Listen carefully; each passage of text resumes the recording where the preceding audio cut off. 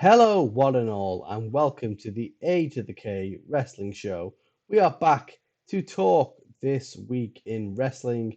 As always, I have the unfortunate task to kick us off with the Raw results. So, the card for this week on Raw, we had Lashley taking on Xavier Woods, kicking off the show, and Xavier Woods picked up the win. What? What? That means the Kofi might win? He might win. Bollocks. Utter bollocks. We had Alexis Playground with the guests of Eva Marie and Dewdrop. Because why not? Oh, sure. Okay. Then we had Jinder Mahal and Drew McIntyre fighting over a sword and a bike in a segment. Did they literally ask like a kid what's cool? I like swords. He needs a bike and a sword and they can fight each other. It's like, okay. Yeah, okay. Okay. This new right is awesome. Making the notes. So yeah, that happened. We had a weird backstage promo with Nikki Ash and Riddle. We then led on to the Fatal 4-Way where Nikki Ash took on Naomi, Alexa Bliss, and Asuka, with Nikki Ash picking up the win, shockingly. We had AJ Styles taking on Ivar, with Ivar picking up the win, even more shocking. Then we had Omos taking on Eric. I fucking love when we're heading to a pay-per-view and we've got a tag team match coming up and it's like, what can we do? Well, we'll have a couple of singles matches. We'll maybe do a 2-on-1 at one point. And we maybe have the tag match so that then the one of the pay-per-views a rematch in the end. Yeah. All these options. Yeah, so AJ lost against Ivar. Pretty weird. Clearly means that the Viking Raiders are going to win the titles. Clearly. We then had the US title on the line. Finally, Sheamus defended against Humberto Carrillo. Sheamus won. Sheamus still got it. Really. Yeah, still got it. Like, I lost it. I feel like he lost it after. Like, he obviously didn't now, but like because he had to be off for a while because he got kicked in the face. Yeah. No, just got a mask. Still a belt. Yep.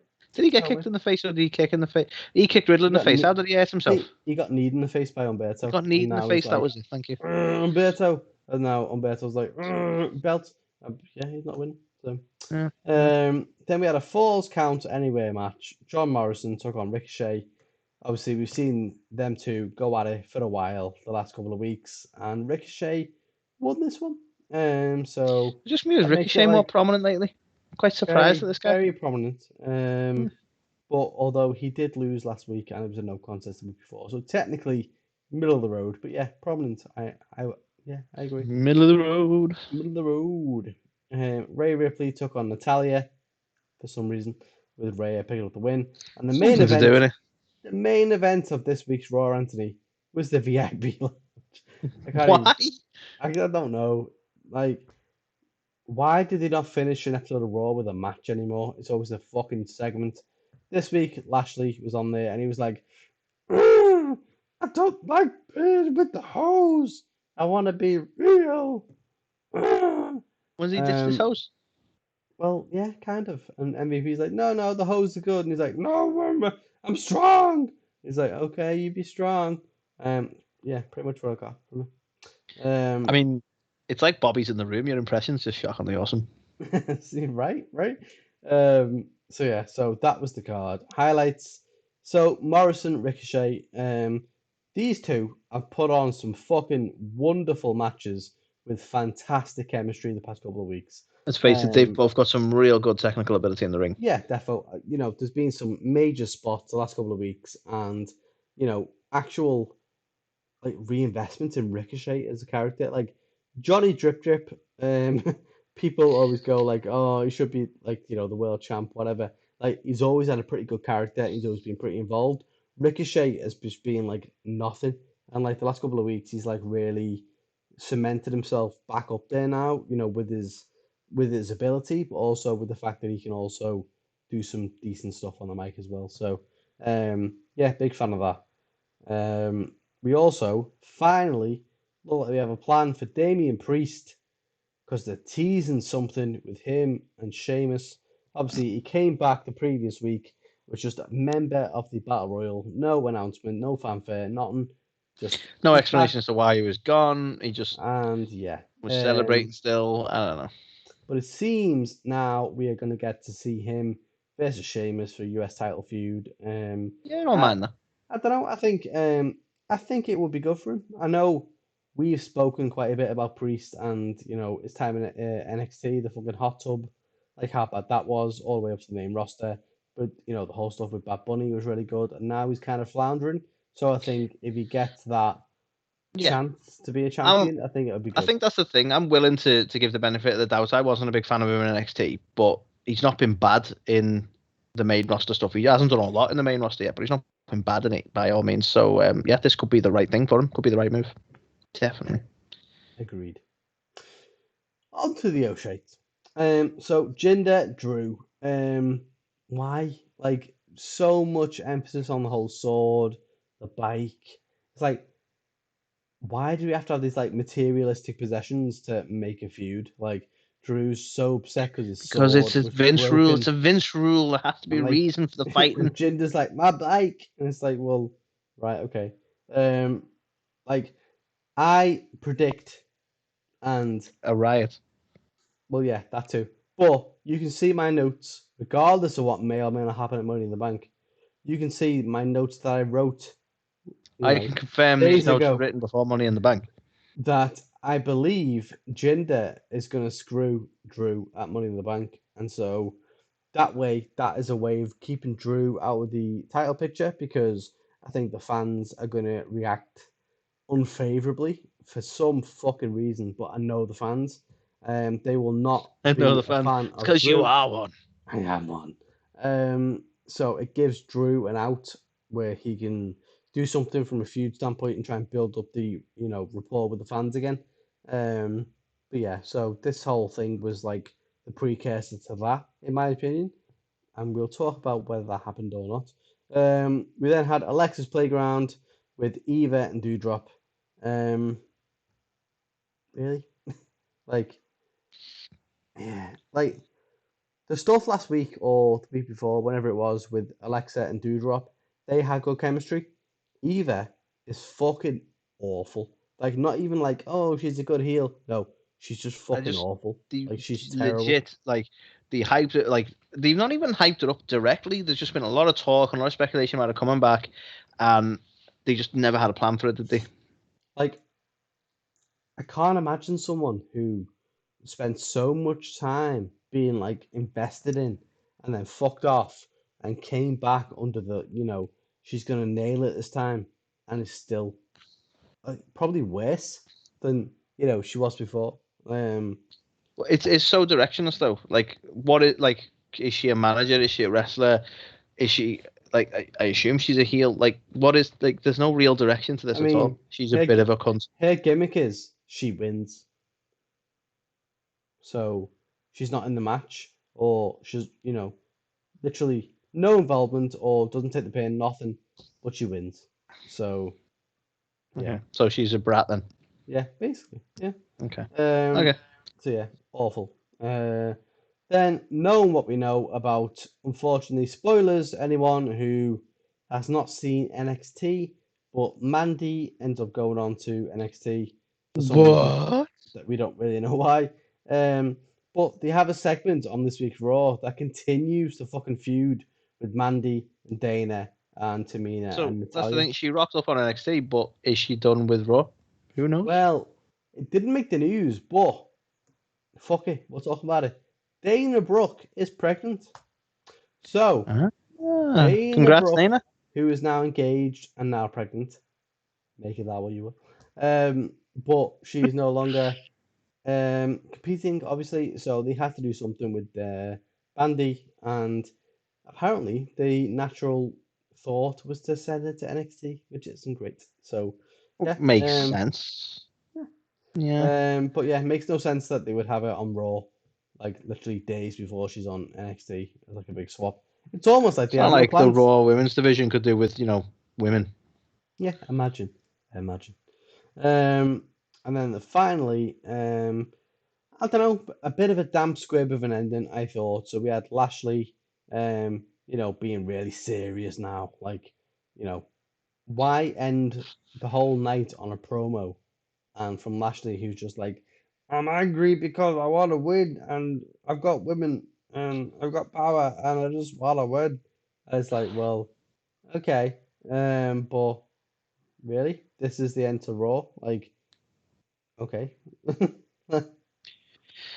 For me, this is going to be the downfall of Lashley, like popularity wise, because how many times have they changed what he's about now? And in every gimmick, he doesn't really talk, but he's like fun loving. Then he's not. Then he's having an affair with what's her face. Then he can't stand her. Doesn't like her. Then he's like now got all his hoes, but now he doesn't want to be seen that way. Like, make your fucking minds up. I mean, I don't think he's ever had anything that he's about. He's just there. Yeah, but this is the funny thing because he doesn't really talk or interact much. So he could be more of a Brock Lesnar type character and have MVP do the talking and hyping him up as his hype man. But instead, they try and go, look at what he's like. Look at him with all his hoes. Like, just stop doing stuff like that. Stop imposing gimmicks on him and just leave him to be the sort of stoic, silent badass and just have MVP do all the talking. That's all they needed to do. It's all they needed to do. If anything, he's now going after MVP because, like, he's the reason why he's losing. So, yeah. But anyway, that was Raw. For me, it gets a 1.5 out of 5. It was not great, but at the same time, there's one or two things that made it somewhat interesting. But yeah, again, not a fantastic episode of Raw. I mean, spoilers. The next week's is going to be significantly better than this. But yeah, this week's... I've pieced it together before we talk Money in the Bank, Carl, right? So they have the all MVP interaction with Bobby Lashley at the end of Raw here, right? So that when MVP at Money in the Bank screws over Lashley and gets the belt to Kofi by an interference from Keith Lee, no one's going to be shocked by this because MVP was planning this the whole time and they were clearly having a falling out. So this shock reveal of Keith Lee returning and helping out Kofi Kingston and being essentially the muscle for Kofi Kingston's next championship run just makes a lot of fucking sense. They're clearly building to a story like that, Carl, and I'm sure that that's what's going to happen on Money in the Bank, and we'll talk about that. Psst. Yeah. Spoilers for next week. Oh, that didn't happen, did it? No, clearly they had no aim at all with the MVP stuff, and we will talk about that. Nothing. None. Not even slightly. No. But don't you like my idea better, Carl? Yeah, I mean, if that happened, it might get like a 3. Yeah, 1.5 from me anyway. So Anthony, time for I'm saying so. The magic. Okay, you ready?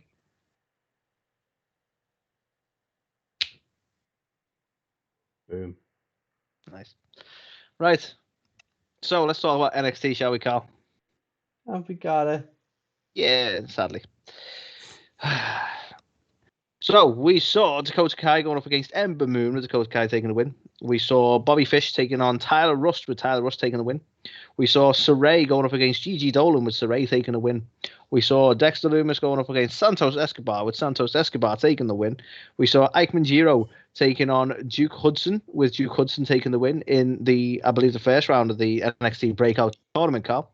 We saw Caden Carter and Casey Catanzaro going up against Jesse Kamea and Aaliyah with Caden Carter and Casey Catanzaro taking the win. And we saw Karrion Kross going up against Johnny Gargano for the NXT title with Karrion Kross taking the win. That was the card.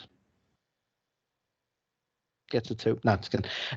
So, highlights. Main events.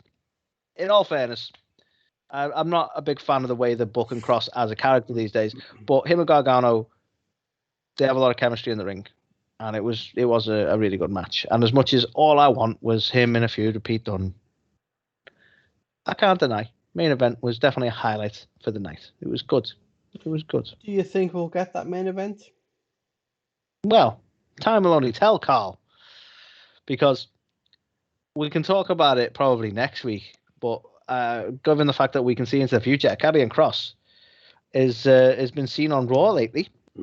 But he's still the champ. He's still the NXT title holder. So, it actually surprises me that he retained here, knowing that he ends up on Raw the following week.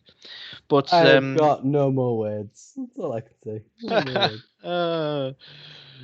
Have you got a chopstick? Yeah. So I don't know what the overall plan is, but we saw him retain, and it was a really good match. So credit where credit's due. Very enjoyable. They both work really well together in the ring. I actually, Carl, I really enjoyed the hint towards. We had like a bit of a segment in which basically Adam Cole and Kyle O'Reilly Kyle O'Reilly's basically not done with Adam Cole, which pissed me off. But then we got a hint. That Samoa Joe might not just be there to not wrestle. And obviously they made the stipulation when he came in as like the enforcer for Regal, like Samoa Joe cannot physically attack another wrestler unless he's been provoked or some crap like that. I feel like they are pushing towards an Adam Cole Samoa Joe match, which I think could be a banger of a match. So it's going to be highlights because they're definitely hinting at that. You giving me some no nods there, Carl? Talk to me. I can't see it happening, so I will raise you this bet. We will not see Adam Cole versus Samoa Joe in the next month. Okay, what bet do you want to make?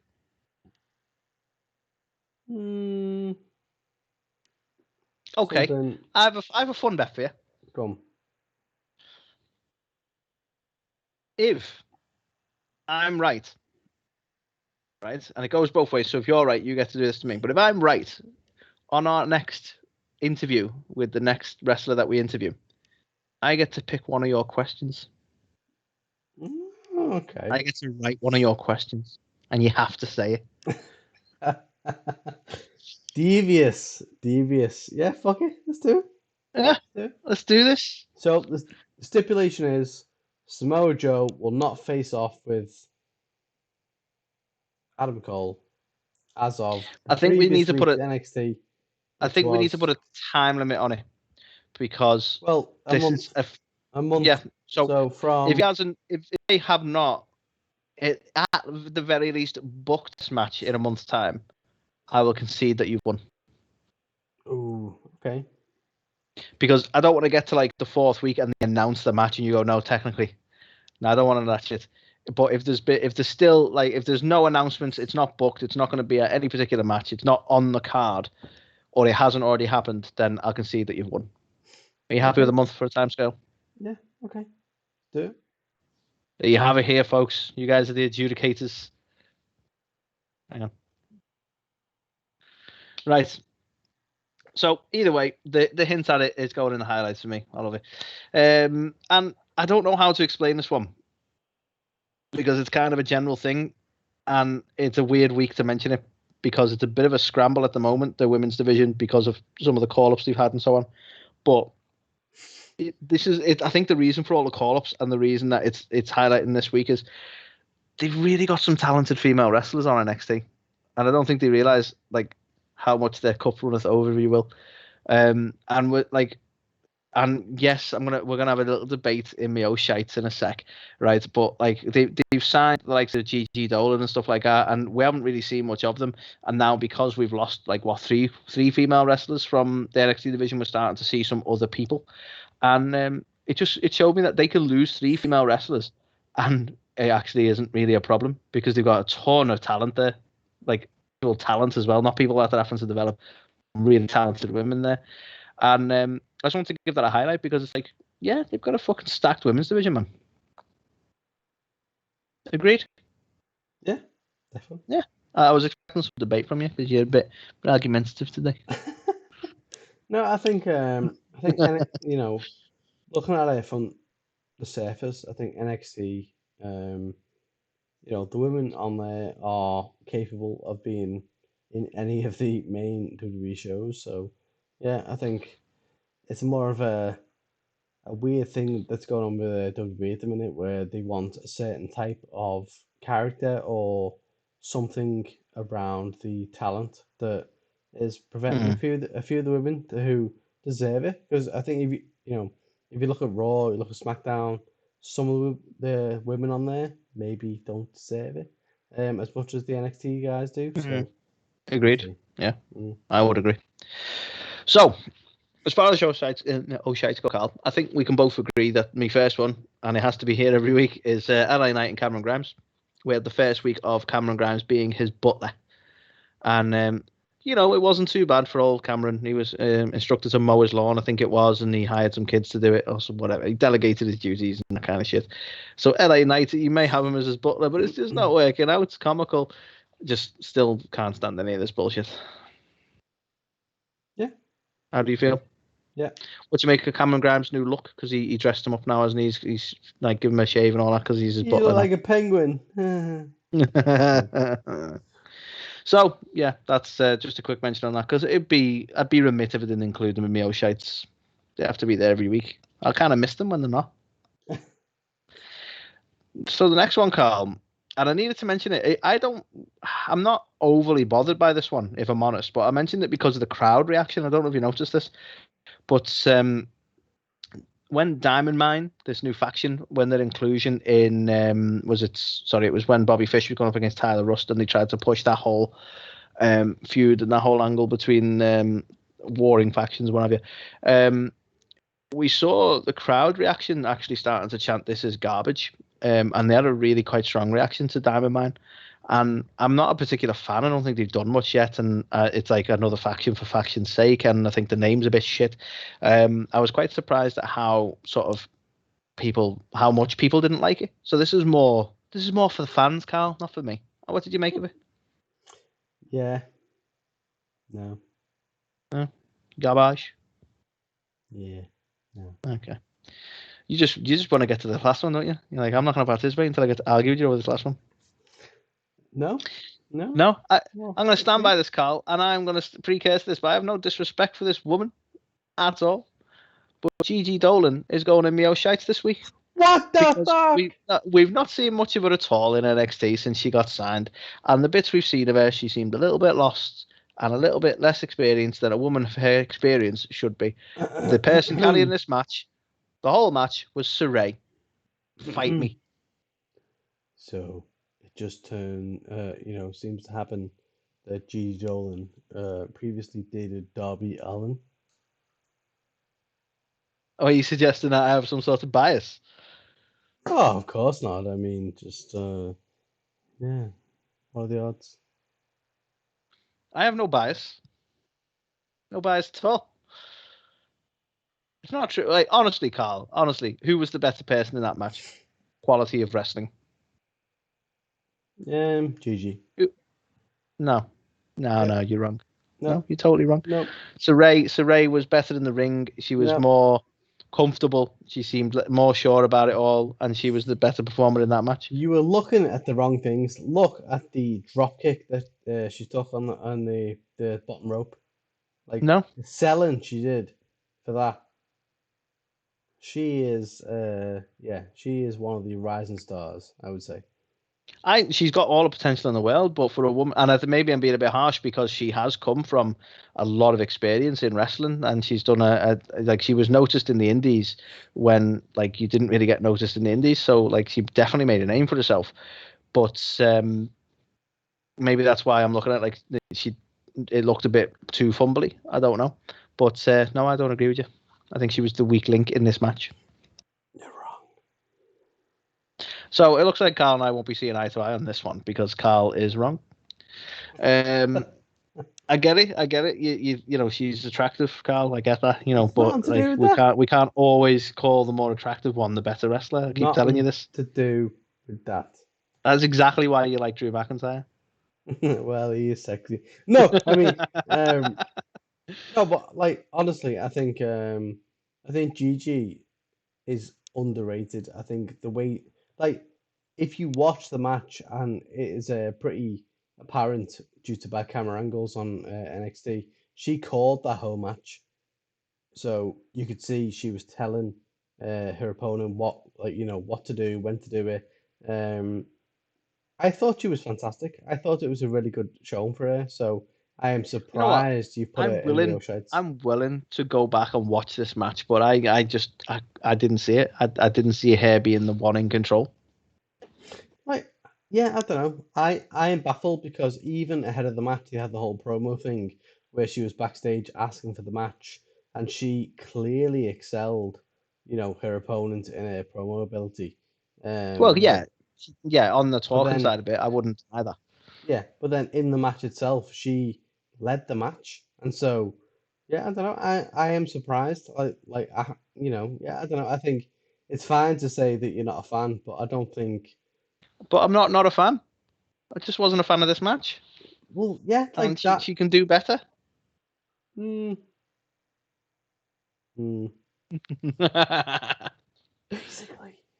she used to date Darby Allin, and Anthony doesn't like Darby Allin. Why are we starting this whole thing of I don't like Darby Allin again? I'm nothing against Darby Allin. You have everything against Darby Allin. I can guarantee I have not got an issue with Darby Allin, and I'm not even going to mention him when it comes to Dynamite. Yeah, you have not got a issue. You've got several. But anyway, overall, Carl, it was an okay week. There was nothing particularly wowed me. I'm actually going to give it a 2 because I'm just feeling that way out this week. Agreed. 2 for me as well. It was fine. It was okay. It was okay. A bad show. Not a bad show at all. Blow it up, Carl. Light it up. It's time for Dynamite. Okay, so the card this week, we had the IWGP US Heavyweight title on the line with John Moxley of the world. Yeah, all the words. John Moxley defending against Carl Anderson, with Moxley picking up the win. Unsurprising to all. We had Lance Archer then going on to challenge John Moxley for the title, which was intriguing, to say the least. We had the FTW title on the line with Brian Cage taking on Ricky Starks, with Ricky Starks picking up the win, the new FTW champion. Well done to Ricky Starks. That's the thing, that is a belt that can be defended on Dynamite now. It can be defended any way you want. Cody calling out Malachi Black, and Malachi Black answers the call, and a brawl ensues. It's fun. It's nice that a brawl ensued, though, and it wasn't just 20 minutes of Malachi talking. That's true.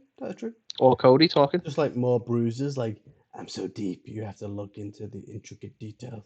But yeah, so that happened. We had Jericho being assaulted, and he learns his first match in the 1 of 5 series that MJF has put him up against. I think he's got chairman in a chair match, maybe. Could be making all the chairman in a chair match. Yeah, props. We then had Matt Hardy taking on Christian Cage. Old school as fuck. Brilliant as fuck. Christian Cage picking up the win. Yeah, I like it. You can have a match where Matt Hardy goes up against Christian, and then we all get on it. Jim Ross for getting a little bit confused and calling it WWE. The man travelled back in time. That is Come on. The Brood. Here's Michael Hayes. What's going on? JR, no, stop it. Sorry, King. Yeah. Puppies. Who even said JR? Why are you saying puppies? It's not even your line. So that happened. It was good. Christian picked up the win. Good match. I thoroughly enjoyed it, Anthony.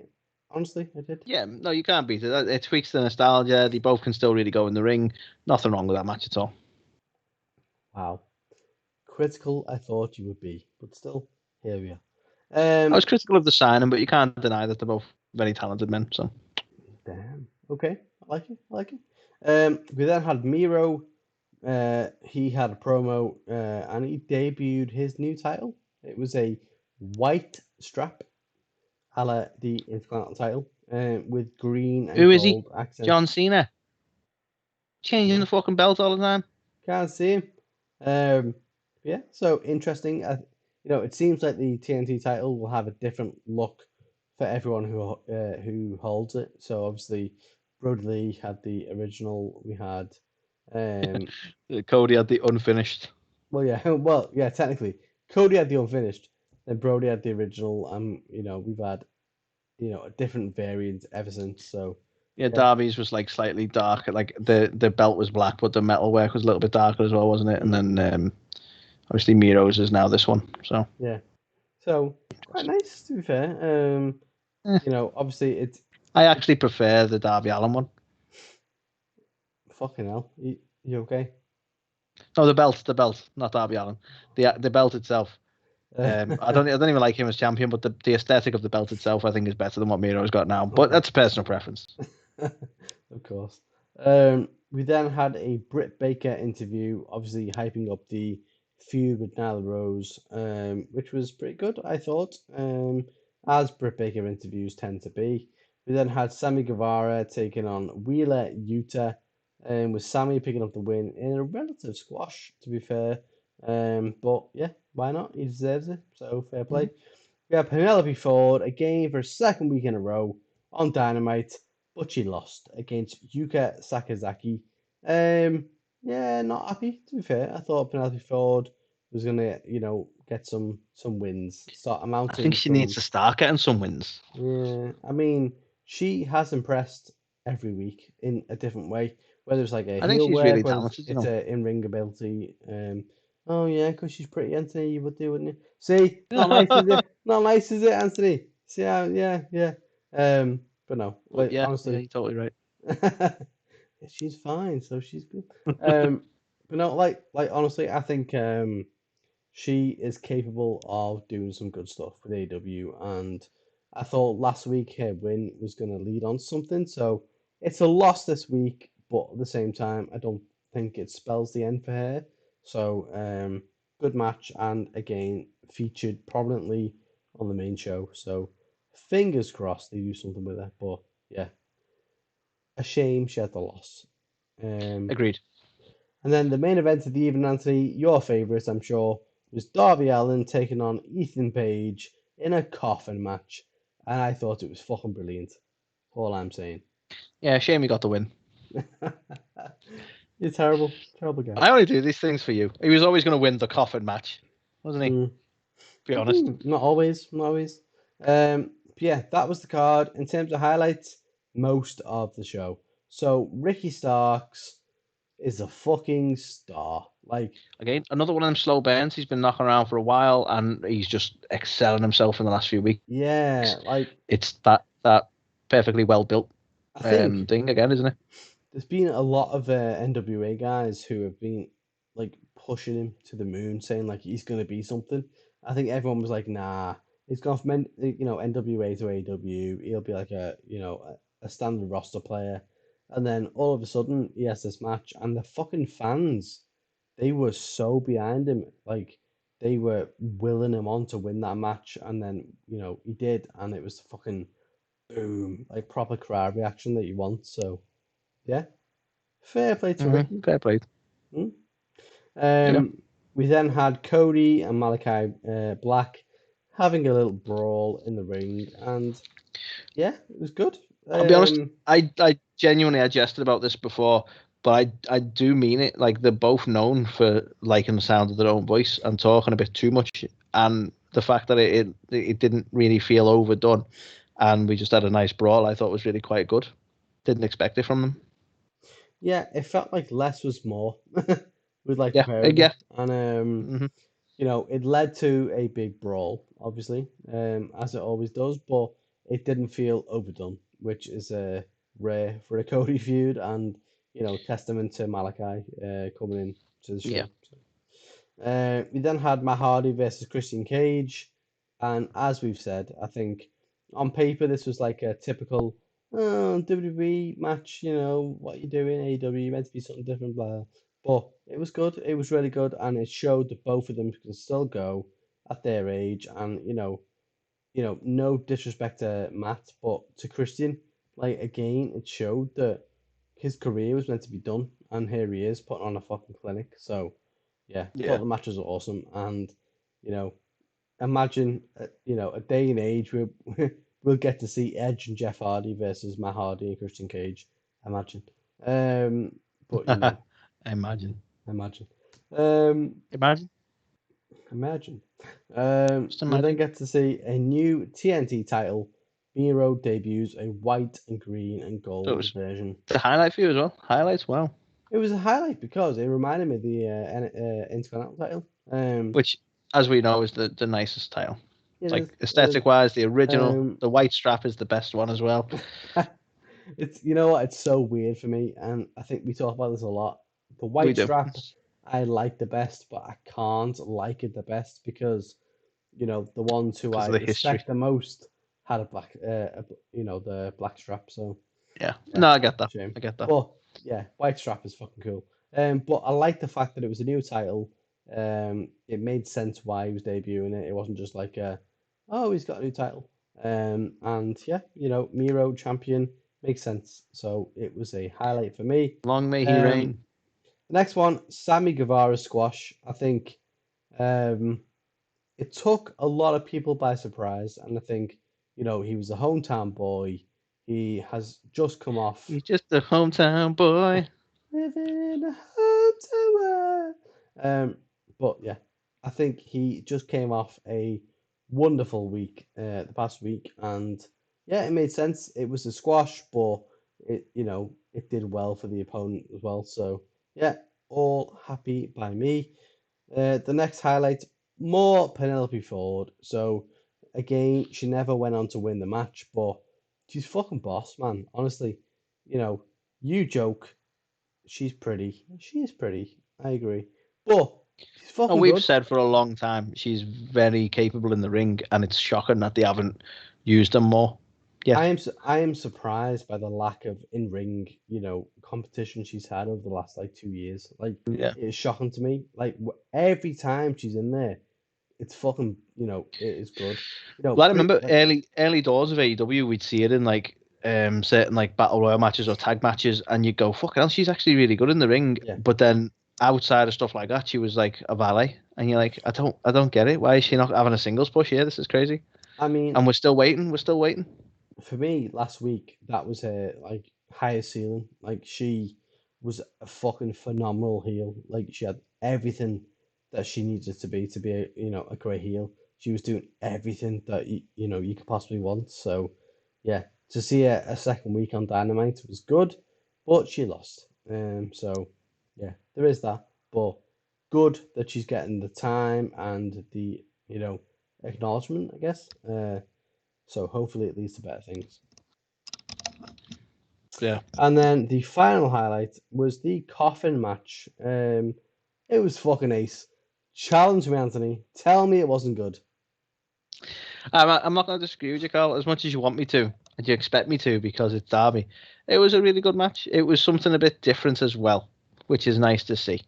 I like them trying to be creative with stipulations, because how many more stipulations you can come up with, but it was a little bit different. It was a lot of fun. It was in keeping with Darby's character, and the pair of them worked really well together. I have nothing to complain about at all with this match.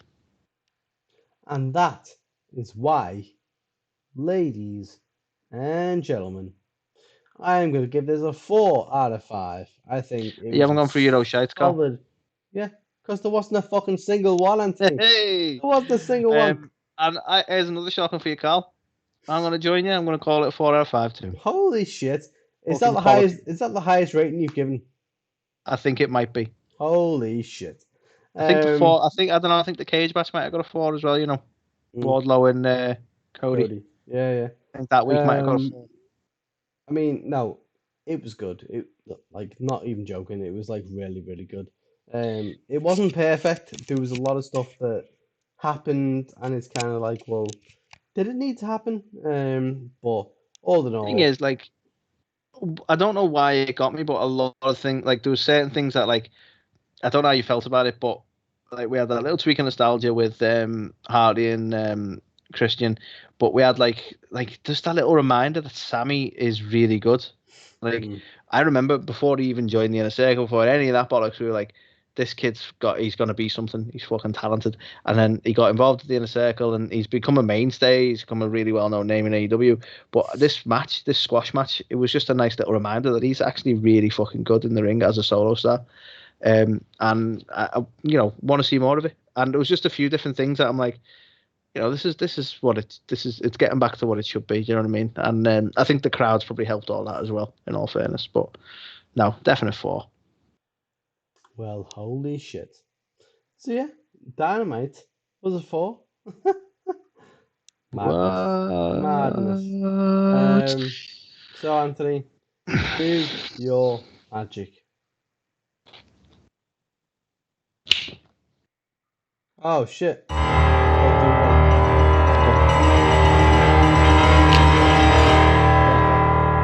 definitely didn't skip ahead. Glorious! Wow. The power.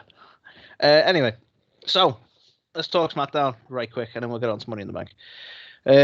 So as far as the card goes, Carl, we saw Roman and the Usos going up against Mysterio and Edge. No, Mysterios and Edge. No, the Marvelous Mysterios and Edge. With Roman and the Usos taking the win. We saw one Finn Balor rocking up on SmackDown to interrupt Sami Zayn. We'll talk a bit more on that, but interesting. We saw Shotzi and Nox, because they're not allowed first names anymore, going up against Natalya and Tamina, with Shotzi and Nox taking the win. We saw Bianca Belair going up against Carmella in a title match, with Bianca Belair taking the win. We saw Corbin. And then they closed the night out with Seth Rollins, Big E, Shinsuke Nakamura, and Kevin Owens having a nice big fatal four-way with Seth Rollins taking the win. And that's how we closed the night out, because there's some long matches there, you know. So, Carl, first highlights. Let's talk about a few different... Like, these are all highlights, and so arguably they shouldn't be, but fuck it, we've missed this, Carl. So, first highlight, what a way to welcome the fans back with Vince McMahon.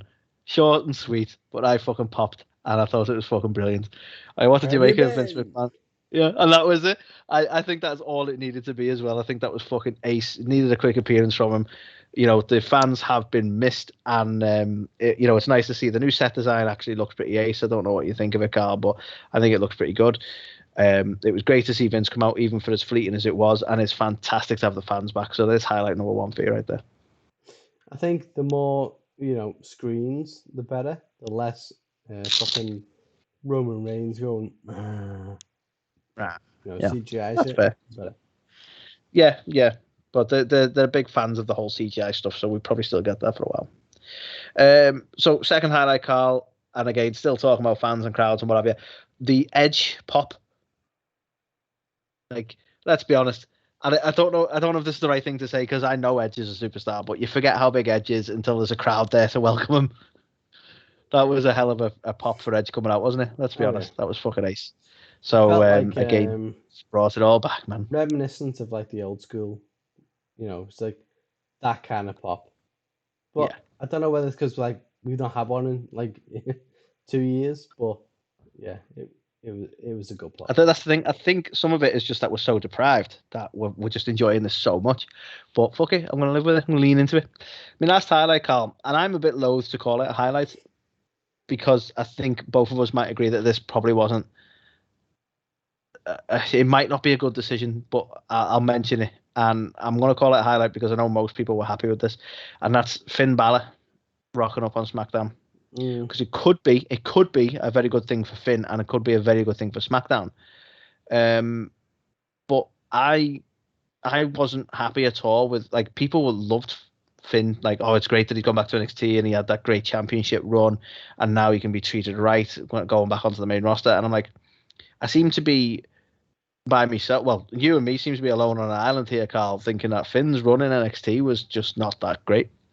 Yes, he held the title and that, but I felt like he was just coasting off his reputation. I don't think he did much at all in that run in NXT. His initial NXT run and his hit to the main roster with a fucking rocket up his ass was brilliant. And yeah, the injury happened and he kind of floundered. But going back to NXT, it was just like walking around basically like, I'm Finn Balor. I don't need nothing. I don't need to prove nothing. I'm Finn Balor. That was kind of the approach he got. So there was nothing. There was some good matches there, but there was no particularly good work as far as I'm concerned. So I'm a little bit worried. Is he going to come in with that whole Prince Finn gimmick and just kind of be slightly arrogant and coast off the fact that he's Finn? I mean, he has got no gimmick. He's literally a guy who goes with like X's. Pointy. X's in like letters, like X's. Yeah. Like that is his his whole shtick. Baffling how anyone thinks he is anything at this point. I don't get it, honestly. I think when he was back in the day, the demon, made sense. It was good. It was different. For me, he didn't even have to be the demon. Have some enthusiasm. He just doesn't seem to, I felt like his run in NXT this time that he was coasting through it. I didn't feel like he wanted to really be there. That was the vibe I was getting, like, rightly or wrongly, because so many people would disagree with that. Yeah. And so many people loved him in NXT, but I just felt like he couldn't be asked being there. I don't get his gimmick. Like, he is Prince Balor, okay, but why is he a prince, and why are the Rexes, and why is he like just doing this? Like, yeah. Yeah, I know what you mean. And why is he done with the Demon when the Demon was one of the best things he ever did? Yeah. I'm sure it'll come back at some point, but like I believe he's made some comments about like he's done with the Demon. Like, don't be. It's the best thing you had. So yeah, like I'm gonna call it a highlight because I know the crowd popped for him, and it could be awesome. And I've seen him great, and I've seen him not so great as far as I'm concerned. So there's no reason that he can't come onto the main roster and can't come onto SmackDown and be fucking great. So I'll benefit of the doubt. It was a great pop. It's great to see him, and we'll see what happens. So it's gonna be a highlight. As far as O'Shea go, Carl, I have two. First one I'll mention was the women's tag match. I felt a little bit sorry for Shotzi and Nox. They haven't been on SmackDown all that long, and they had a match with Natalya and Tamina. They had Zelina Vega and Liv Morgan both at commentary, and then we concentrate on those two having a falling out. And most of the match was occupied by their having a brawl, and it was just, I think it was a bit messy and a bit of a shit way to have a match, really, because there was no real concentration on these two new up and comers who were meant to be getting some opinion on. Assuming you haven't seen NXT and you only watch SmackDown, I don't think it was executed well. So that's going in a shite for me. Don't know how you feel about it, Carl. Don't know how you feel about all these things. I know you love Liv and you love Selena. So no, I agree. Yeah, just didn't need to happen. Yeah. And the only other O'Shea, Carl, and again, I don't know how WWE keep doing this to me. I feel sorry for Corbin. And it's not because that's what they're going for this sad sack thing. He set up a GoFundMe. I'm not too sure about that whole gimmick. I think that's a bit lame. But it's the fact that even the good guys, apparently in WWE, the likes of Kevin Owens and Big E and all that, just go, fuck you, Corbin. It's like, aren't you meant to be the good guys? Like, they all come out for their match and they just totally disrespect him. And it's like, he's a man down on his luck begging for help. And even the good guys are like, nah, fuck that guy. Like, I don't know where this angle's going to go. Like, I actually feel sorry for Corbin. I might even give him some money to his GoFundMe. I won't. I mean, but, I believe there was some people who actually did, and he had to actually shut it down because people were contributing to it, thinking it was real, and he was just like, no, don't do it. I'm not even sure how that translates. It's like he lost his crown, so now he's poor. Like, he wasn't actually royalty. Like, and surely he still gets a paycheck. So I'm not quite sure what we're meant to infer from that. Like, the crown is money, or does all his money go to Shinsuke now? Is that one of the stipulations? I really don't know why he's unfortunate enough to need a GoFundMe. No one knows. So confusing, and I don't know. Can we not just bring back the, like, whatever he was, the lone wolf or whatever he was before he was king? Bring back the Baron.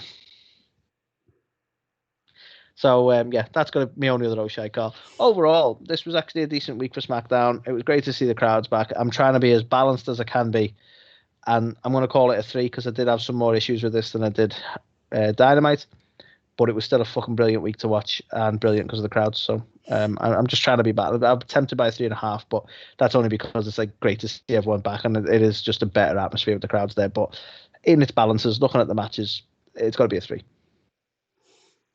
I feel like a massive heel right now. 2.5. 2.5 for me. Why? Explain yourself, mister. I think the crowd was awesome, but like the match quality wasn't. That's why I brought it down to a 3, because there was some. Don't be wrong, like the Fatal 4-Way was decent, but it's always one of their matches where it's like, okay, they're all going to be involved in the pay-per-view, so let's get them all in a match together somehow. So there was no real motive there. The tag match, again, similar scenario. It's like they're all components in the Money in the Bank, but this is very much a setup for Money in the Bank, isn't it? So I was kind of giving the matches a bit of a pass in that sense, as they weren't bad matches. They were like just needless, I suppose. Yeah, I don't know. I mean, you had Roman and Usos versus Mysterios and Edge. Yeah. You had Balor, sound. Shotzi and Nox out of nowhere. And then again, that was the weakest match of the night because they fucked up the execution on that match. So we had Belair and Carmella. Well, obviously it wasn't gonna, change hands because it was on SmackDown. So yeah, okay. Yep. And then the main event was like, well, Rollins won, but okay. Yeah, I don't know. I know what you mean. It was fine. They weren't bad matches. No. I think it was, it was fine. The fans helped, but still, it wasn't a go home show for me. Okay. I'll live with it, Carl. That's what you want to give it. I wish I could live with it. You don't care about the fans. That's all I'm saying. Whatever. Ah, nice. Yeah, so that was SmackDown this week. That was This Week in Wrestling. That was segment. Do it. Let's go on to the. Do you want to do the special magic this time? Yeah, people talking stuff, and then we'll be back with other things. Oh, of course. Yeah, we've got to do the breaks and all that. Yeah, my bad. So stuff after this.